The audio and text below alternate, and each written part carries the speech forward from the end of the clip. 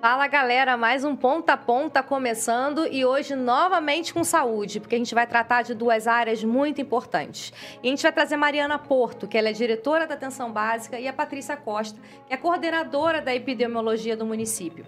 A gente vai conversar um pouco sobre as duas áreas, falar um pouquinho de rotina, de trabalho, de desafios e entender um pouco e tirar dúvidas da população que sempre acontece de chegar nas redes sociais da gente. Muito obrigada, meninas, por estarem aqui no Ponta a Ponta. E, para começo, a gente sempre quer conhecer vocês. A Patrícia Costa, antes de cuidar da epidemia, antes de cuidar das vacinas, quem é a Patrícia Costa? Eu sou Patrícia, sou enfermeira, sou pós-graduada em instrumentação cirúrgica. Iniciei esse ano uma nova pós-graduação em saúde pública.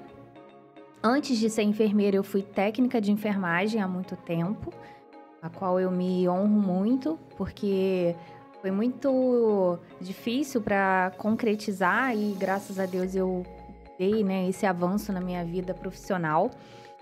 Eu moro em Iguaba há 31 anos, eu não nasci em Iguaba, mas eu moro aqui, me considero cria da terra, como todo mundo fala.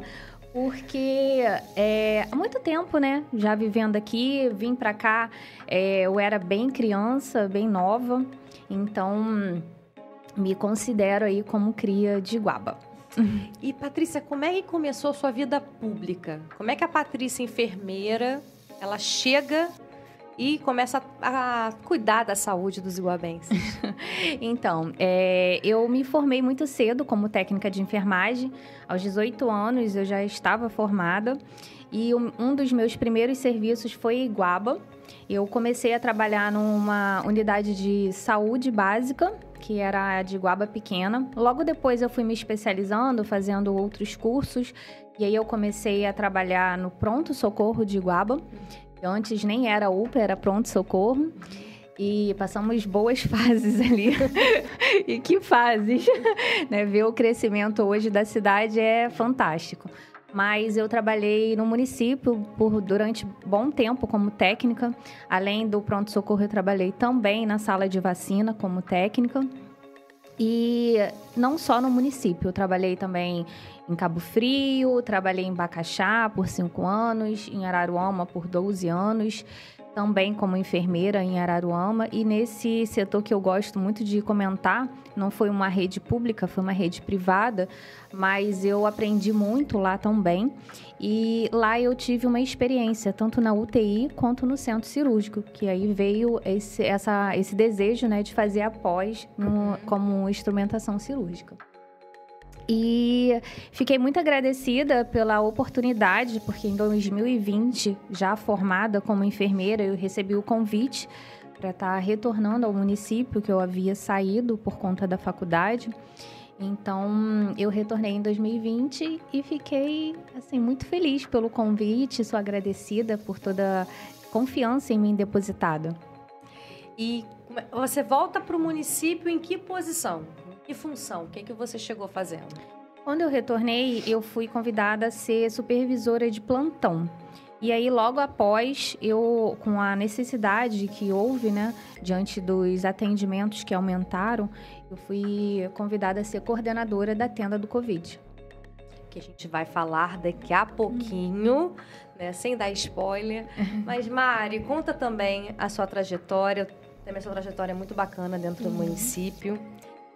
Mas primeiro conta quem é a Mariana Porto. Então, Mariana Porto é enfermeira, mãe, duas crianças lindas. Não sou cria de Iguaba Grande. Sou formada desde 2010. Hoje, atualmente, estou me especializando também em gestão pública. Assim que me formei, trabalhei em outro município também, setor público, em emergência. E no período lá, eu prestei concurso para Iguaba, e me efetivei aqui em 2014. Funcionária efetiva, indo direto para UBS, porque era o UBS de Cidade Nova 1, hoje é o UBS do Nova Iguaba, ali na estrada da Capivara. E foi tudo novo, tudo diferente, né? Porque eu não tinha experiência de atenção básica, do postinho de saúde. Minha experiência por 2, 3 anos foi dentro de home care e pronto-socorro, então era emergência, mais pauleira, quem tem, né, acostumado é outra situação. Então, quando você chega na atenção básica, a UBS é totalmente diferente.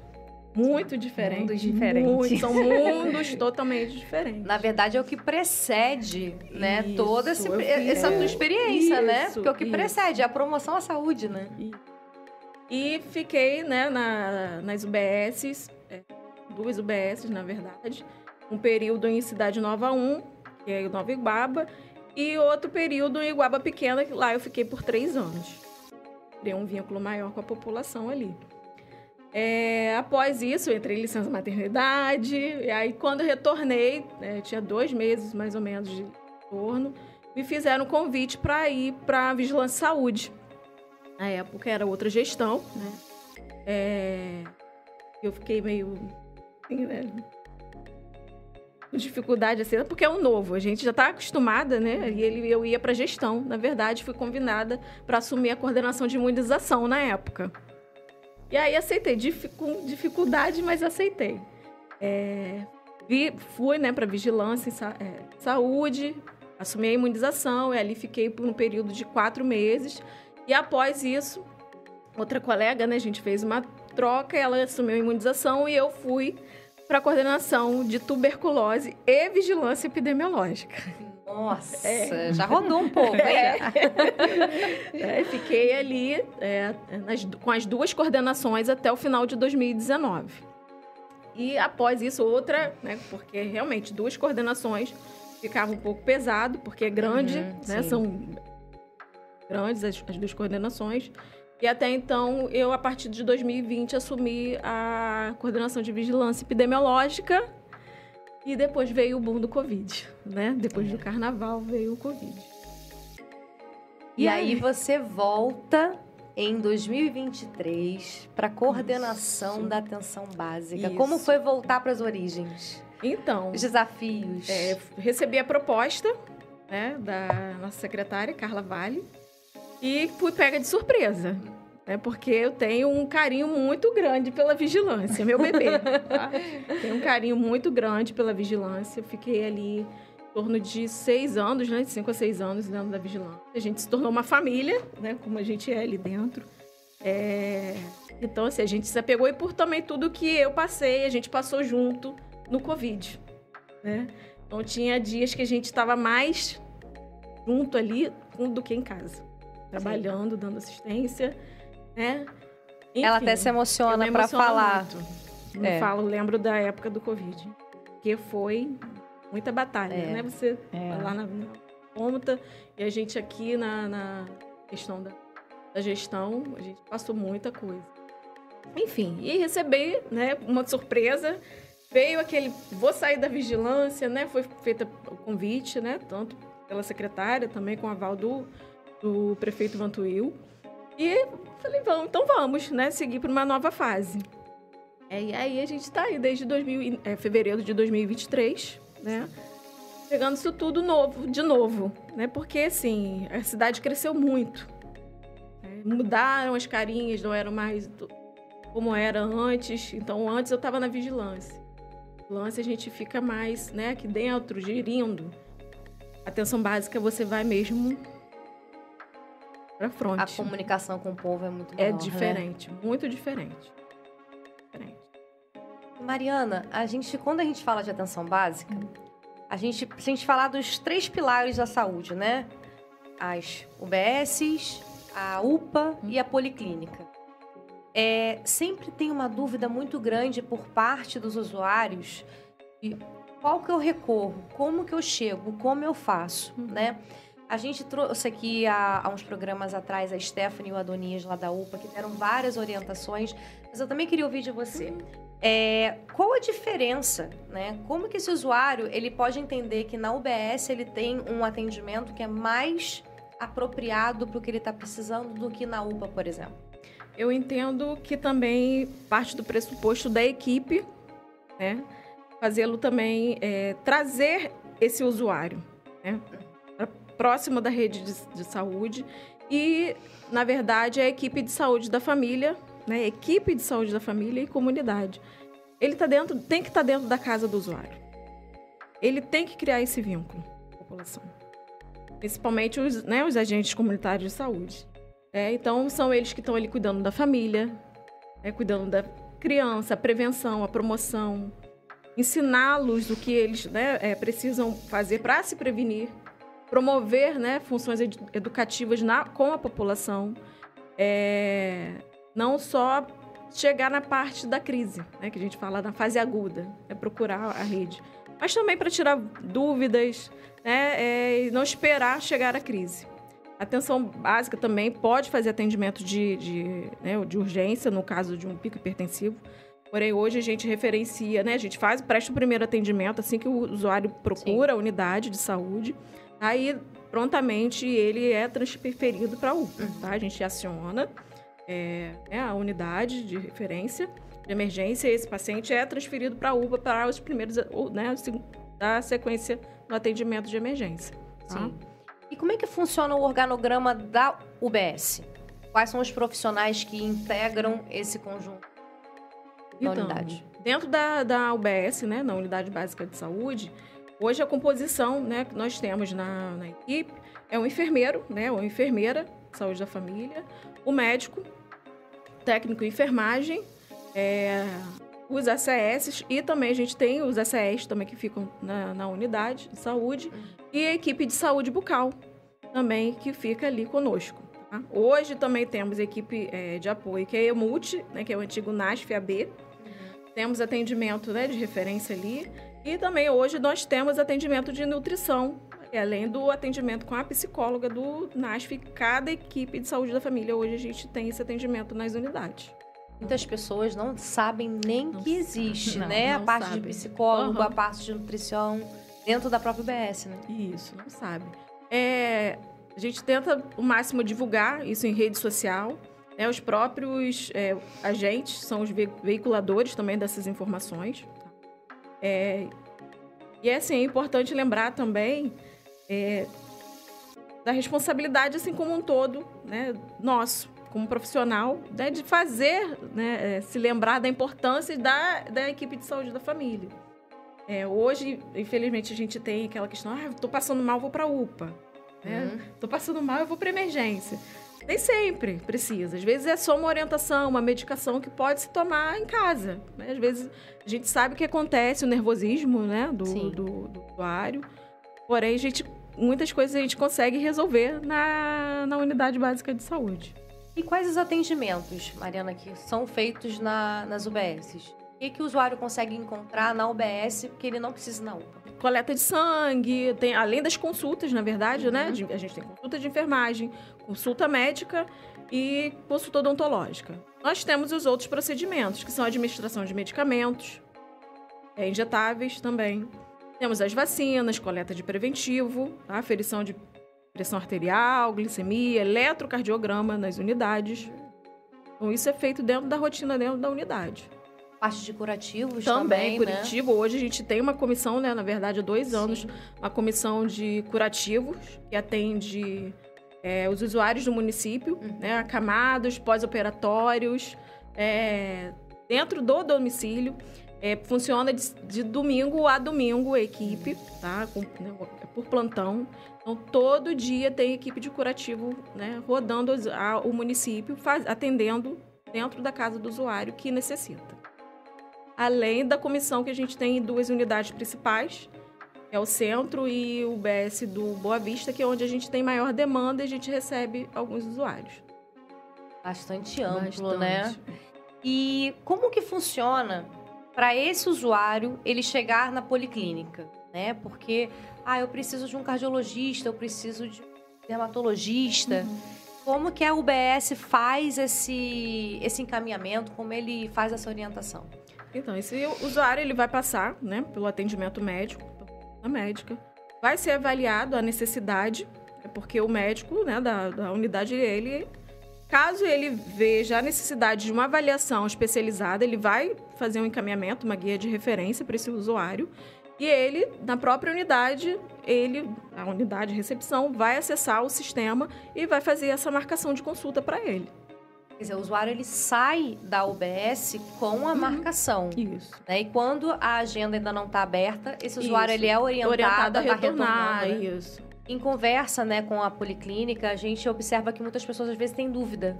Recorrem direto à policlínica, achando que ali já consegue marcar, né? E a UBS é a porta. Isso, é por onde porta tudo principal. começa. Justamente porque a gente é necessário a unidade saber e também a questão da resolutividade na ponta. Contato mais próximo também, mais né? próximo, exatamente. Então, o ideal é que se resolva a investigação, né, a orientação, porque tem que começar dali. Para chegar no serviço especializado ou secundário, caso o colega não consiga, realmente, eu preciso de um suporte da especializada. Então, hoje, né, nossos médicos são capacitados para essa tipo de resolutividade da condição de clínica do paciente, porém, a gente sabe que tem algumas circunstâncias, né, individuais do paciente que necessitam de uma avaliação da equipe especializada médica, né, do corpo médico especializado. Patrícia, vamos falar da epidemiologia, ou a epidêmio, né, como a gente estava falando. Eu acredito que seja muito mais amplo do que a gente imagina, né? Porque quando a gente fala em epidêmio, a gente pensa, de repente, na dengue pontualmente, ou a gente pensa na influenza, mas é muito maior. Você tem como explicar um pouquinho como funciona o setor? Essa pergunta foi ótima. Eu vou estar aqui tentando sintetizar ao máximo para que as pessoas consigam entender a importância da epidemiologia e todo o trabalho que a gente faz. O programa da epidemiologia, ele é um programa amplo. Ele, além de conter outros programas, outras coordenações que são inseridas dentro desse programa, né, que é a epidemiologia, ele trabalha também em parceria com outros setores. E aí, falando sobre as coordenações que estão inseridas dentro da epidemiologia, nós temos a hanseníase, a tuberculose, nós temos as infecções sexualmente transmissíveis, nós temos as contaminações por hepatites virais e a parte da imunização. E aí, fora isso, nós temos também, é bem grande. Sim. Fora isso, nós temos também a parte de vigilância de óbito, tanto infantil, quanto materno, quanto fetal, e também a vigilância do nascimento.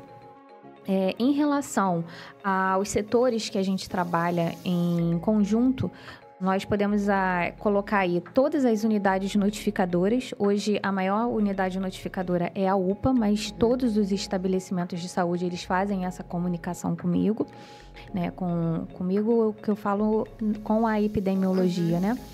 E nós temos também um contato com o laboratório para poder estar aí sinalizando o adequado fechamento dessa notificação, que é através de um diagnóstico laboratorial. Temos também a própria Ascom, que nos ajuda nas informações para passar para a população. Outra parceria com a Vigilância Ambiental, que nos ajuda muito nessa parte de dengue. E nesse momento, que as pessoas confundem, acham que é a vigilância epidemiológica que faz esse acompanhamento só. Mas, na realidade, quem faz a visita, a fiscalização domiciliar é a vigilância ambiental. E a epidemia, ela fica aí no controle dos dados, no controle dessa incidência, né, no aumento de casos, né? Então, nós trabalhamos em equipe com muitos setores. Sim. E, no geral, é isso. E assim, você falou até de dengue, né? A gente sabe que os casos de dengue sempre aumentam no verão, né? Sim. Até a gente falou muito sobre isso, né? Porque a gente viveu 2 anos de Covid, mas a dengue nunca deixou de existir. Jamais, né? Jamais. Ela nunca deixou de existir.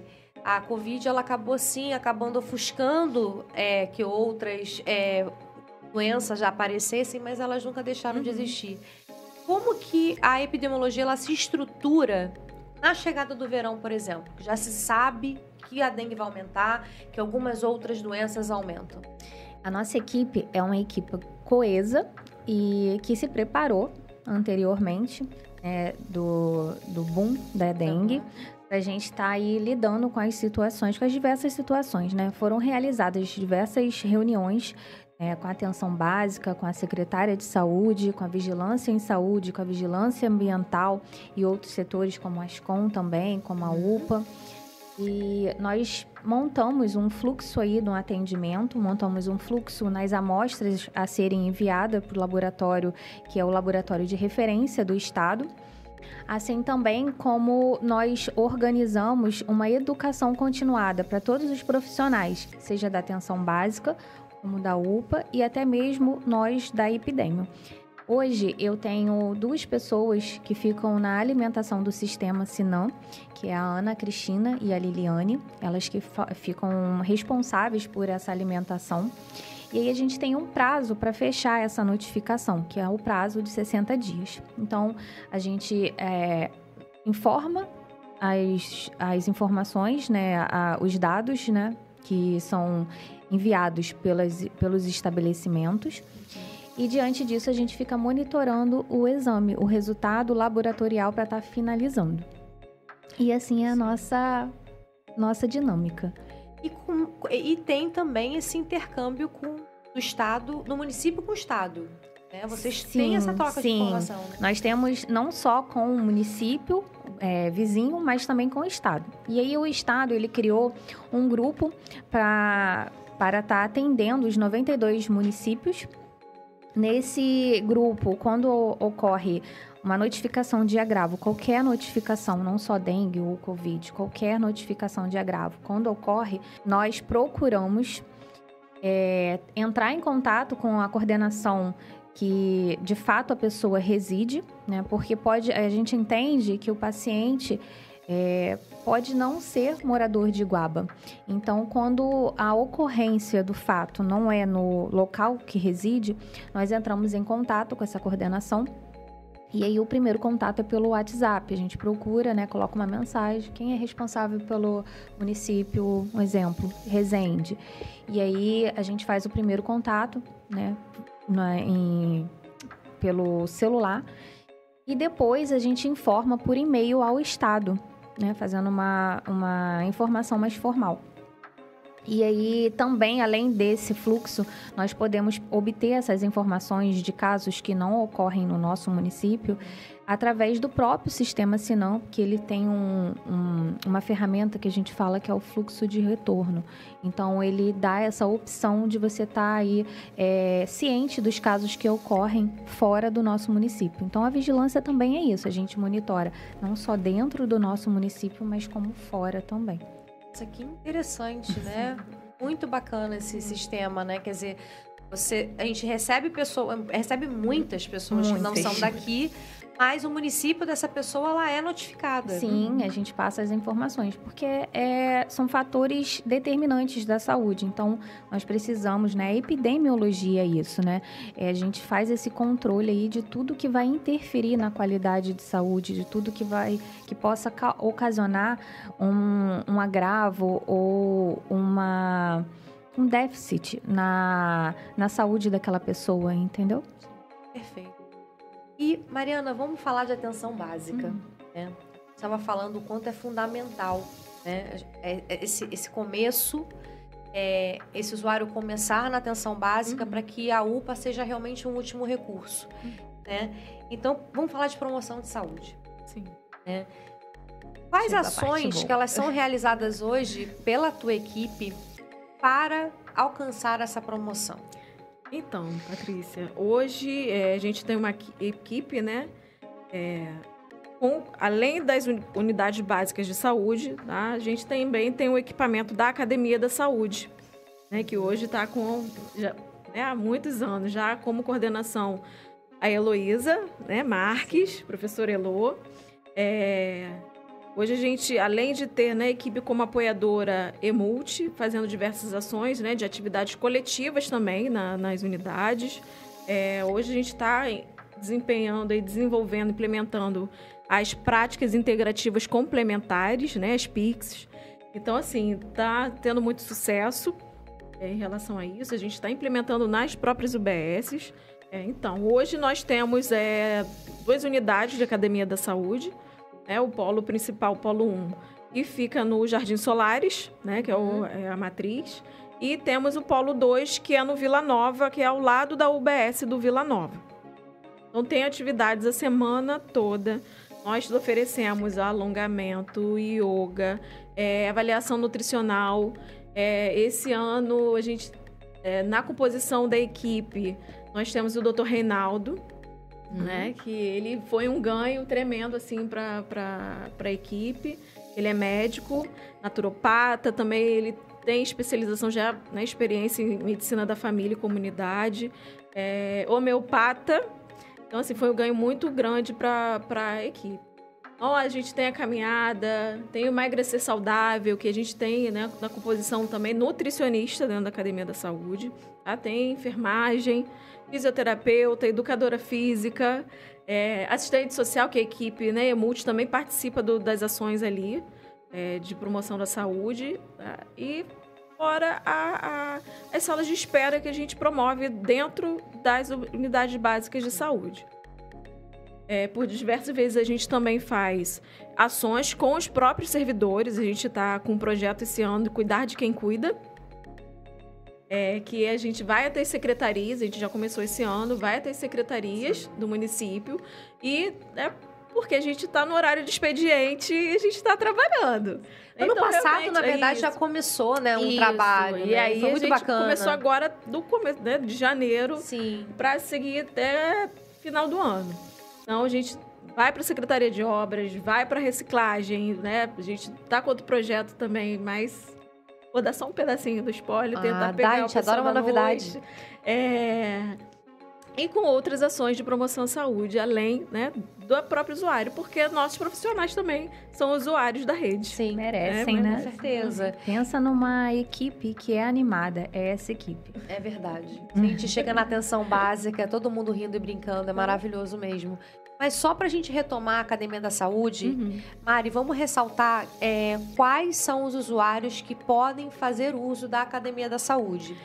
Porque tem uma indicação médica, né? Como é que funciona? Então, o que a gente orienta é que esse encaminhamento, né, ele seja referenciado pela própria unidade de saúde.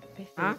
Então, ele passou pela avaliação, tanto médica, enfermagem, pela odontologia e a nutrição, até mesmo a psicologia, que atende na unidade. Ele pode ser encaminhado para a referência da Academia da Saúde. Então, assim, a gente sabe que também tem outros equipamentos e a gente faz alguns atendimentos também. Hoje a gente tem uma parceria muito legal com o Ambulatório de Saúde Mental.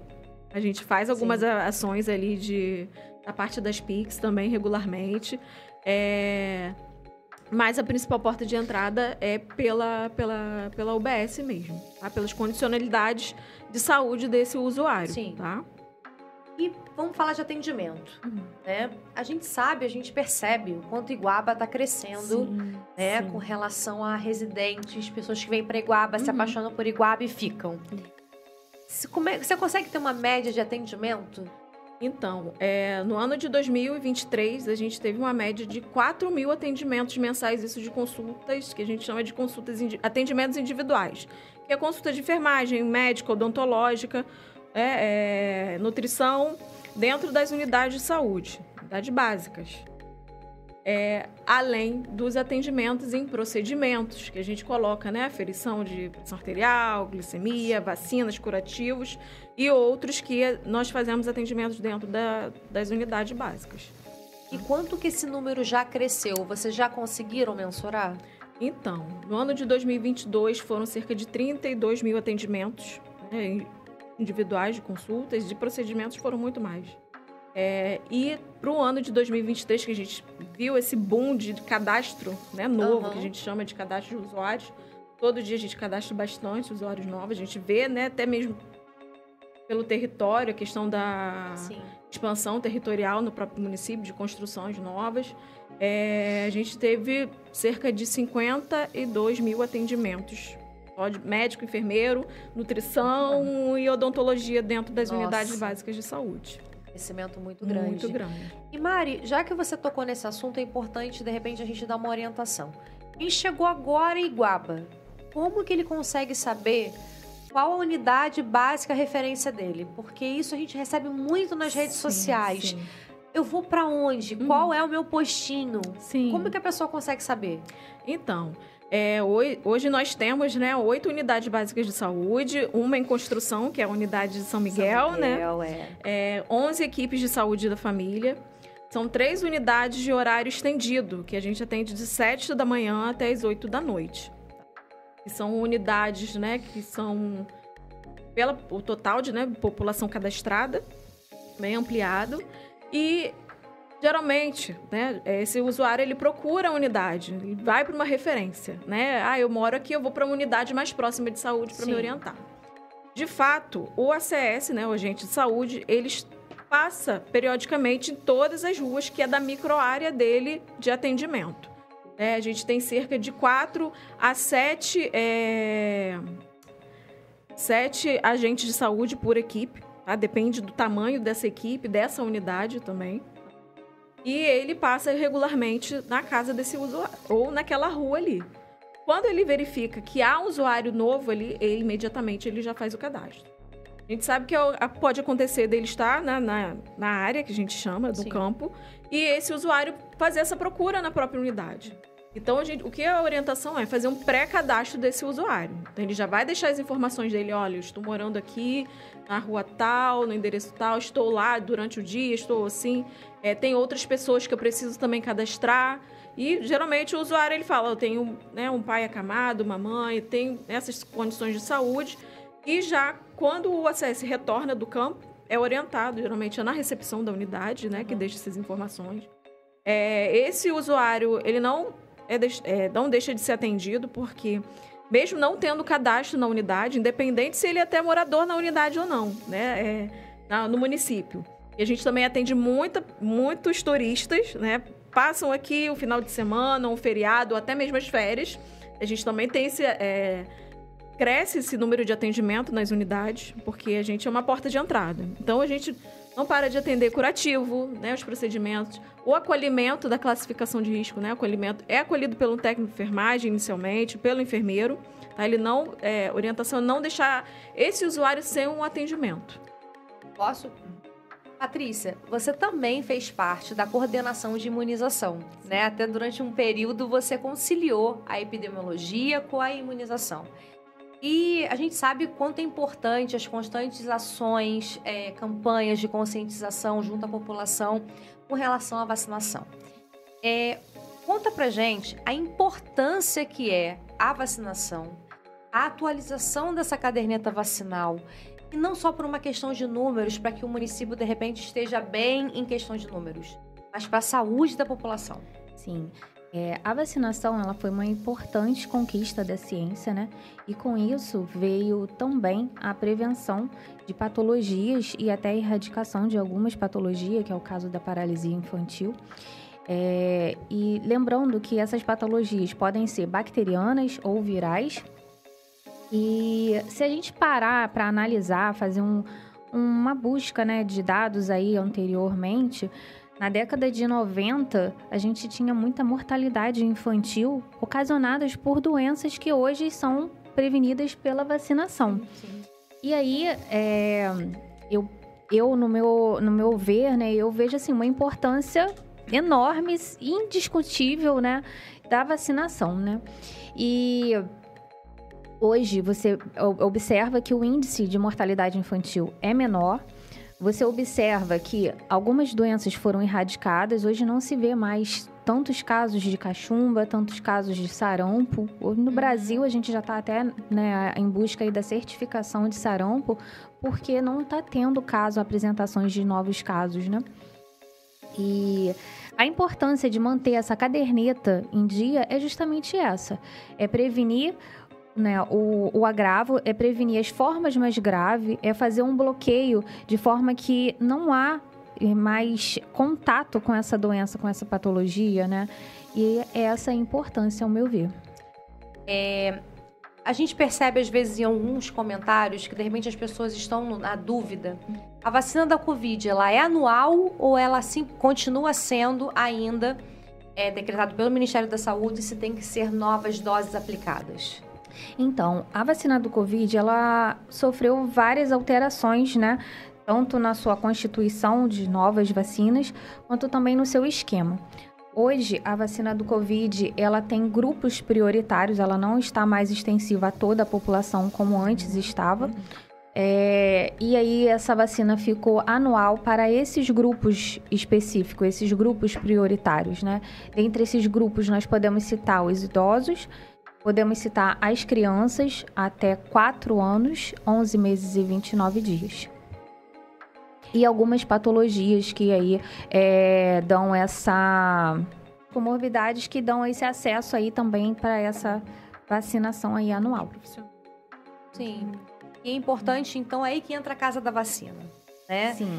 A Casa da Vacina passou a ser agora ali no materno, no novo materno, no Centro de Saúde da Mulher e da Criança.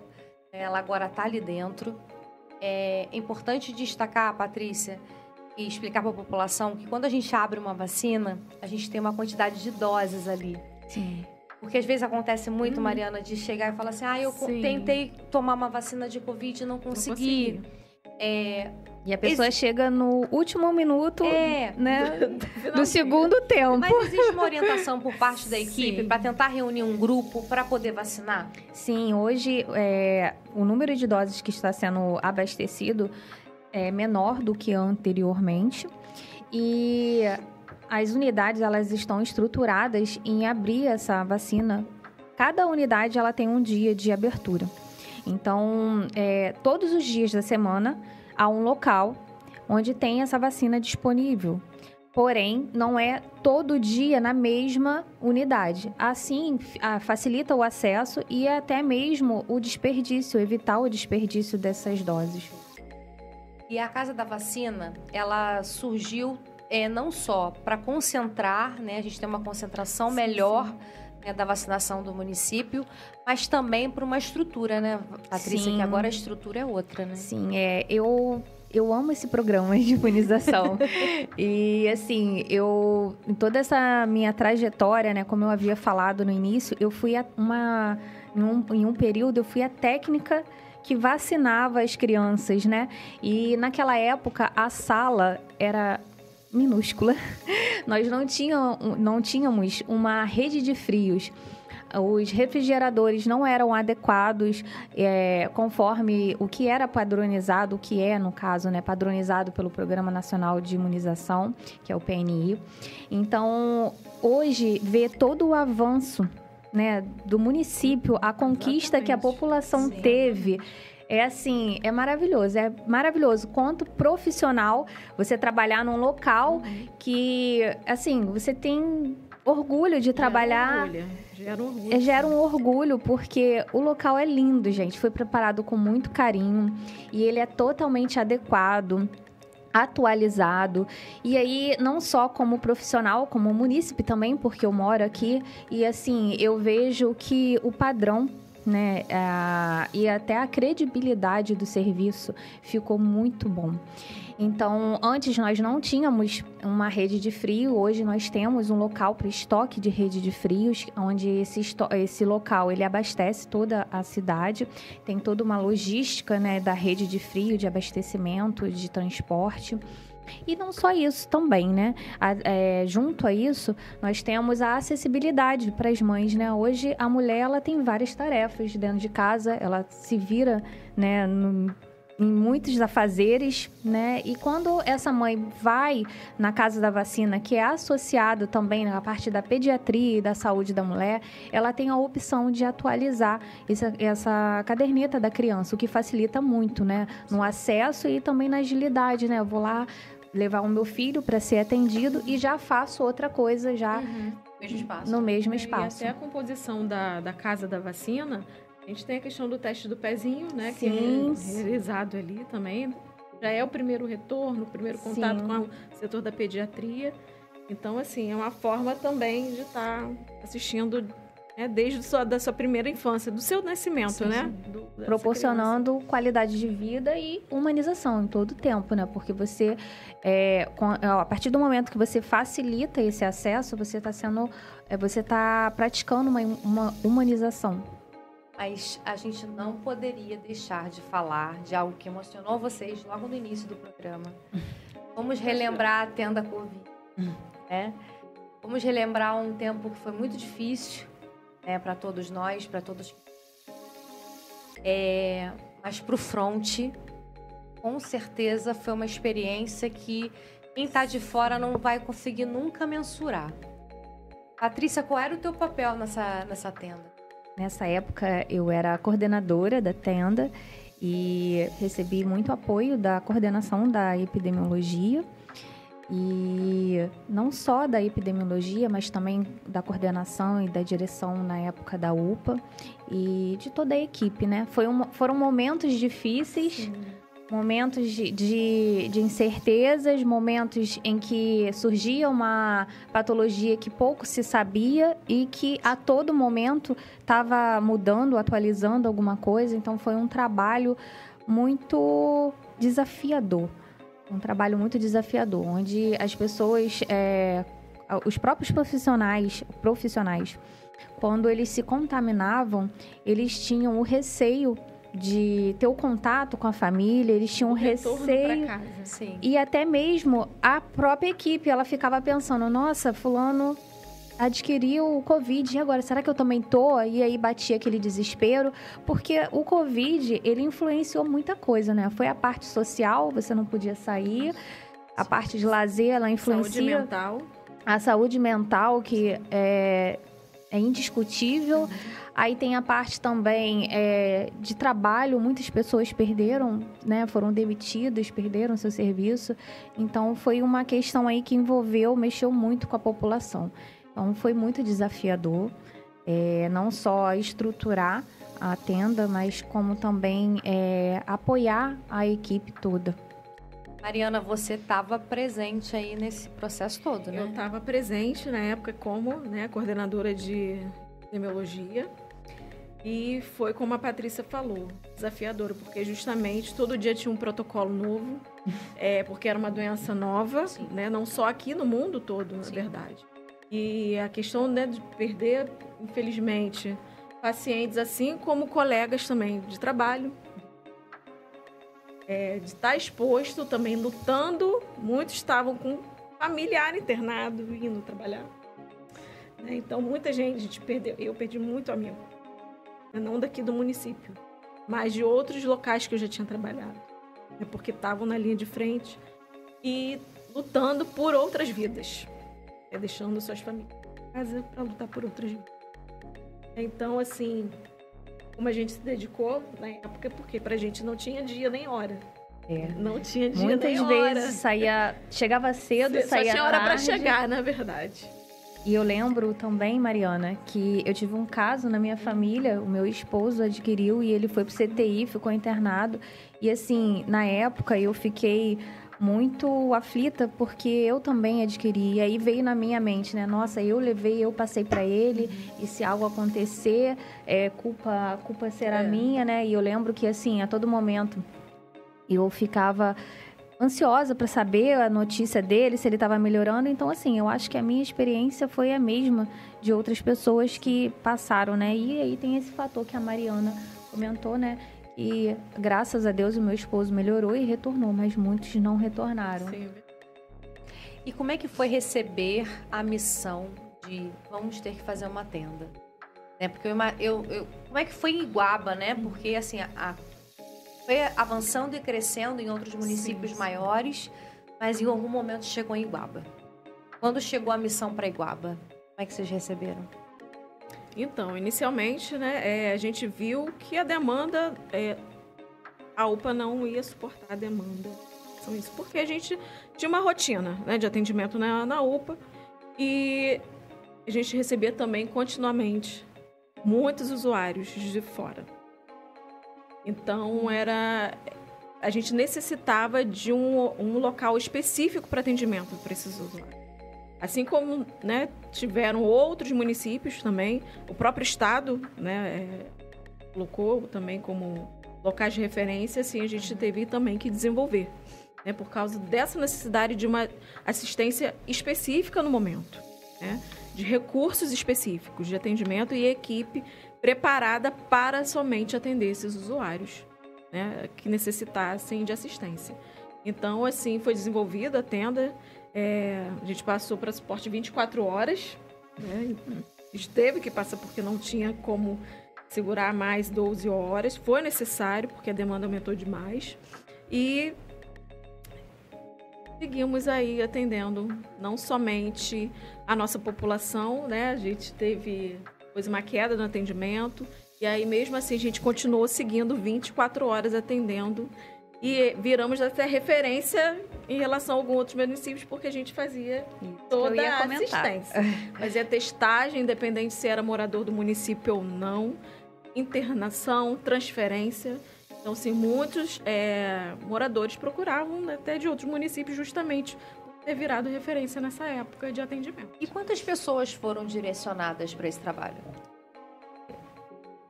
Sim, nós tínhamos, né, diariamente 11 pessoas, dentre elas recepcionistas, enfermeira, técnico de enfermagem, médico, maqueiro e serviços gerais. E teve treinamento? Eles conseguiram ter tempo de treinar essas pessoas para fazer um atendimento rápido, eficaz e levasse realmente essa pessoa para casa com um pouco mais de tranquilidade, de que estava tudo bem? Na época, quando o paciente, né, tinha alta ou era atendido, as notificações vinham, né, para a vigilância tecnológica, seguindo a rotina, né, como a Patrícia falou, sobre a alimentação do sistema. Nós desenvolvemos o call center do Covid pela vigilância epidemiológica. Então, todos esses usuários que eram notificados, testado ou positivo ou independente se ainda não, né, a gente não tinha esse resultado, porque a gente não tinha o teste rápido. Naquele momento, a gente tinha o teste rápido, que a gente chama de IgM, GG, que é o teste do dedinho, né? E depois mudou-se o protocolo para SWAB, nasal. Então, a gente... a referência era o laboratório estadual. E aí, a gente tinha que ficar aguardando esse resultado. Então, mesmo com esse usuário no domicílio aguardando o resultado, a gente continuava acompanhando. E ao, né, descarte da patologia ou confirmação, a gente continuava assistindo esse usuário via telefone. Então, porque a gente também teve que reduzir os atendimentos nas unidades de saúde, unidade básica na época. Então, a gente fechou muita coisa, né, tanto de reduzir os atendimentos, e a gente ficava assistindo esse usuário. E a busca ativa também era pela unidade básica de saúde. E o paciente... A gente não consegue falar com ele. Sim. Será que está em casa sozinho? Porque acontecia isso. O paciente tinha que se isolar na época, a família toda saía de casa e às vezes ele continuava ou ia para uma outra casa para se isolar de alguém. Então, a gente ficou nessa busca. E aí foi muito importante esse contato, né, com o call center, porque diante dessa informação que não poderia sair dentro de casa, o isolamento, então a única forma de estar ali próximo ao paciente foi pelo telefone, que foi muito eficaz. E aí a gente vê o quanto Iguaba, ela não é grande, ela é gigante, né? Porque uma cidade tão pequena conseguiu mostrar tanto para tantas outras cidades como era possível. Isso. Você comentou sobre a educação, né? O preparo dos profissionais. A Mariana, ela recebia na época todos os protocolos e aí ela passava tanto para a coordenação da tenda, quanto para a coordenação da UPA, porque, querendo ou não, poderia, algum caso, ir para a UPA equivocado, né? Tendo que ir para a tenda. Enfim, essa preparação foi, antes de inaugurar a tenda, foi realizado todo um preparo de como usar os equipamentos de proteção individual. A gente realizou também uma educação de como a gente iria estar fazendo a triagem do paciente, qual seria o protocolo após o teste positivo, qual seria o protocolo de orientação domiciliar, aonde esse paciente iria receber o resultado do exame. Então, assim, o paciente, ele chegava ali, ele não ficava solto.